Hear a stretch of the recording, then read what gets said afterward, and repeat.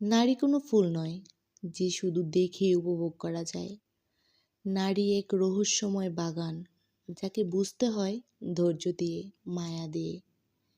সে চায় না দামি কোনো উপহার, সে চায় বোঝার মতো একটা হৃদয়, যেখানে সে নিজের সমস্ত ছেলেমানুষই হারাতে পারে।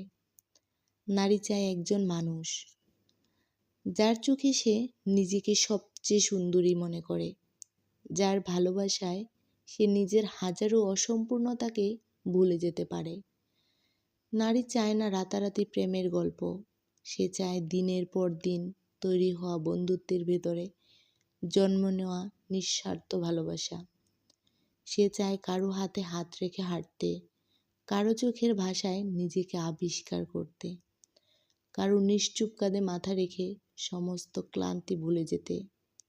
নারী জানে শরীর ক্ষণস্থায়ী, কিন্তু হৃদয় হৃদয় হয়ে থাকে চিরকালীন। সে চায় এমন একজন যে তার ভয়, ব্যথা আর অশ্রুকেও ভালোবাসবে।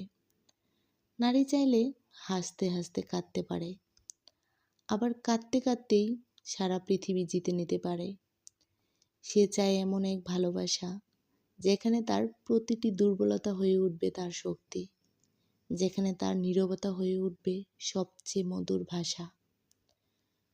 নারী কোনো স্বপ্ন নয়, সে হলো স্বপ্ন দেখানোর এক অদ্ভুত ক্ষমতা, যে ছুঁয়ে দেয়, ঘুরে দেয়, আবার ভেঙেও দিতে পারে।